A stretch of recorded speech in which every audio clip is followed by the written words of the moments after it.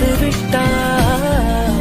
பூக்களே சற்று ஓய்வெடுங்கள், அவள் வந்து விட்டாள், அவள் வந்து விட்டாள்.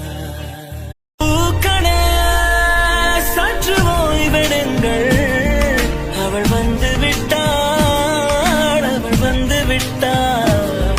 ஹே என்றால் அது அழகு என்றால் அந்த ஐகளின் ஐயவள் தான்.